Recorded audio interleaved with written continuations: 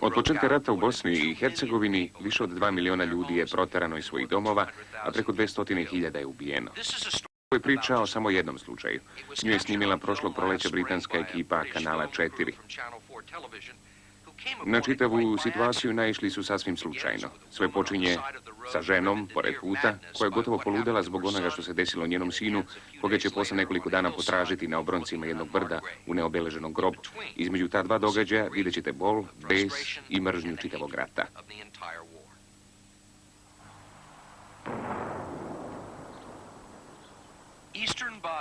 Istočna Bosna. Srpske trupe i artiljerija teraju muslimane iz jedne od njihovih posljednjih enklava. Na putu za opkoljeni muslimanski grad na planini, Srebrenicu, konvoj Ujedinjenih nacija evakuišu pune kamione očajnih muslimanskih izbjeglica, većinom žene i decu. Oni su preživjeli granatiranje i rizično putovanje kroz teritoriju koju drže Srbi, da bi se suočili sa Desom Stojanović, koja vodi rat sa jedinim oružjem koje ima.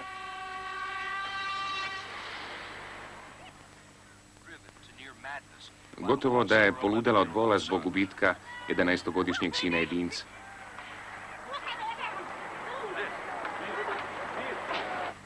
Ja 9 mjeseci tragam da svoje dijete nađem i ja ću 9 mjeseci je ličnije nastalo žalosnije kako moja ga ruka ne pokrijeva. Kako ga moja ruka ne radi, kako ga moja ruka ne njeguje. Zaklali su mi ga ustaše, mučeni.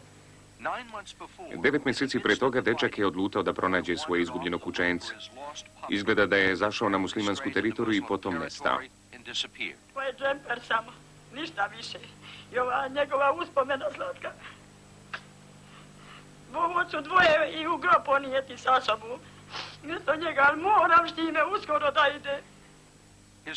Njegov otac Ilija pratio je svaki trag, svaku glasinu. A imao je od odjeće patike i imao je šorc i trenerku majicu. U stvari treger majicu. Bijela. Ako su oni to pobacali, sve vjerovatno da su pobacali s njega, jer skinuli su ga golog. I tukli su ga, i sjekli su ga i tako su ga zaklali. Pa 100% mogu ga prepoznat po zubima. Imao je jake zube, široke, zdrave. Ono malo što Ilija i Desa znaju o nestanku svog sina čuli su od ovog čoveka, Muje Omerovića. Muslimana koji je ranjen u borbi i sada je ratni zarobljenik. Srpske vlasti veruju da on zna šta se desilo s dečakom i gde mogu da pronađu njegovo telo. Rekli su mu da pronađe grob. Nađi taj grob, ja ti obećavam, a stvarno ti obećavam časno, pustit ćemo te čim nađeš to. Da ova majka, da je prestane boli ovome. Ubijte me ako hoćete, kaže Mujo, već sam vam rekao sve što znam. Dogovorili smo se, idi pronađi to. Pa ne znam na gdje je taj grob. Sjeti se gdje je i pustit ćemo te kad to pronađeš. Ajde. Lično ću te ja uz prisustvo ovog naroda prevesti u Srbiju i dobit ćeš život. Uz pratnju srpskih vojnika koji čuvaju Muju i koji su tu u slučaju zaštite, krenuli su na mesto na kome su nekada živjeli zajedno u miru. Ilija se pita zašto svet ne zna šta se ovdje dešava i kako mogu mučiti dete koje nema ni 12 godina. Kako mu možete odsezati prst po prst, a zatim ga ponovo mučiti dugo i sporo. Mujo tvrdi, nisam ja svalio na njih krivicu, nego Mujo. Pre 18 mjeseci Ilija, Desa i Mujo bili su susedi i prijatelji, ali to je bilo pre nego što su počele borbe i pre nego što je zavladalo ludilo. Je li znaš ti moju djecu? Znam. Kako je moju djeci ime? Ime, pa bio sam u tvojoj kući. Ja, koliko si puta ručio kod mene? Pa jeo sam. Koliko puta? Jesam. Koliko te puta desala na ranu? Pa nisam Po svoje djece sam te ja fino uštedla, a tebe sam naranila. Danas Desa gleda na Muju kao što gleda na sve muslimane, u njima vidi ubice. Mujo sigurno osjeća isto prema Srbima, mada se sada trudi da im pomogne kako bi spasao sopstveni život. Među vremenu on zna da ima kuća pod pločom i 2 kruške, tu je mali sahranjen, ubijen. Ja sam rekao fino, lijepo, Ilija, ja sam čuo za to I tu je sahranjen, gdje, kako si rekao. oni gdje je ubijen mali, a ne znam gdje je. Ovako je bilo, ja da sam bio, ja da kažem tu je, nisam bio. Ja sam čuo za to od drugoga, da je dijete vamo ubijeno u... Rekao si lijepo, prvo su ga natjerali da kopa rak u sebi. Pa čuo sam za to, nisam ja vidio Ilija, brate. Onda u lik. Priča koju je Mujo, kako kaže, čuo od drugoga jeste da je dečaka uhvatila Albanka, mučila ga, zatim naterala da sam iskopa svoj grob i potom ga ubila. Ili je uveren da Mujo laže i da zna mnogo više od onoga što želi da prizna. Jel neće ništa priznati? Ostavit će ja njega ovdje, ako samo reći. Polako. A šta si radio, pitam te kad ti lijepo kažem? Nisam mala ništa reći. A? Nisam ništa reći. Pričaj sve, šta si fino? Pazi da ne pokuša da govori. Jel? Šta ste radili Nisam ja sa djetom? A ko je? Pa otkud ja znam ko je, brate? Kako da ne znaš? Ja Šta si sam pričao na S-kanal? U Mlinu bio, Kako me mlinu? tamo na Dugoj njivi kad je to bilo, čovječe Boži. Kako kad ti nisi mlinar nikada bio? Pa bio, Nemoj bio lagat sam ja, meni kad te znam, bio sam ja. onu ko staru par.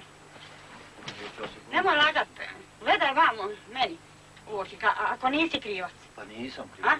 Pa što onda sakrivaš oči ako Pa nisi nije krivac? sakrivo, ne volim da galam.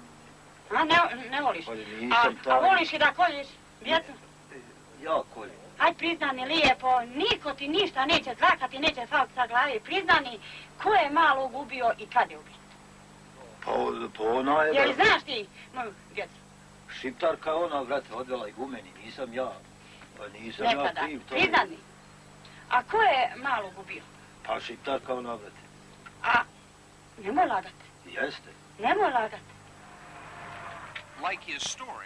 Mujne odrednice pravca i mesta su kontradiktorne, kao i priča koju je ispričao. Pošto nije uspio da pronađe do pola sazidanu kuću, on ih vodi kroz teritoriju na kojoj se vode borbe, sve dublje u zonu ratnih operacija. Na brdima se vode borbe i vojnici brinu zbog moguće zasede.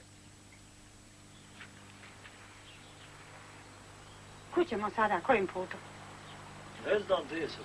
Kako, ne znaš? A na čemu smo Mujo? Na čemu smo, eto, A gdje si ti bio neki, kad se to desilo? Gdje si ti, na kojem dijelu si ti bio? nisam bio. Da sam ja tu bio, nisam bio. A nešto previše znaš kako je ubijen? I to sam ja čuo preko drugih. I tu, kako je bilo, mali isko po sebi raku i zaklao. Ovako je bilo, brate. A kako ti to sve znaš kad nisi učesnik? Nisam, čuo sam. A čuo si, od koga? Čuo sam. Mujo im kaže da nastave dalje. Ostalo je još jedno mesto koje nisu istražili. Joj, sine majkini. Njemu je 9. već mjesec od 27. mjeseca. Joj, 9 mjeseci te ruka majkina me pokrijevala. Imaj hrabro srce. Vidjet ćeš sad sve ko su ga znači provodali. Joj, sine majkin, gdje si ostavio dušu svoju? Joj. Konačno ih dovodi do mesta gdje misli da se nalazi dečakov grob.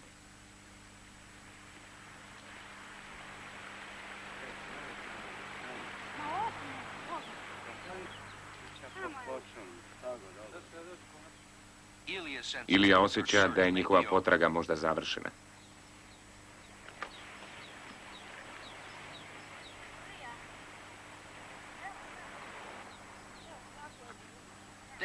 Desa pronalazi nešto nalik na neobeležen grob. Evo, samo, evo vidi.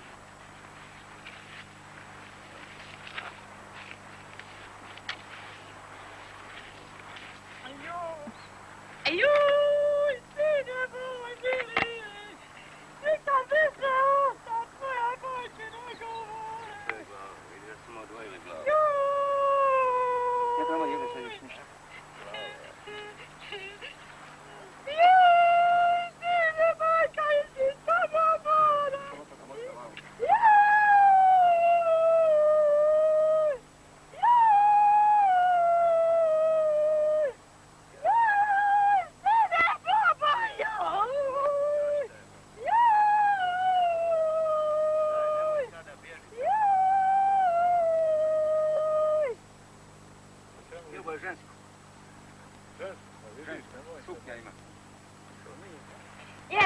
ja glad. Ma, kakvi Bježi ostale, lijepo ti gori ko ženi. To nije bio njihov sin, već nečija ćerka. Sljedećeg dana kažu da je Desa opet bila na putu za Srebrenicu. Majko vam je! Idu! Vidi, moje djete mrtvo reda! U džubrad, odlazite džubrad! Da vas ne vidim! Da vas ne vidim! Džubrad, i majko vam je! Vi moje djete mrtvo! Majko vam je! Moje djete mrtvo reda! Joj! Joj, sine moj! Joj, sine mami! Joj, sine nema se više!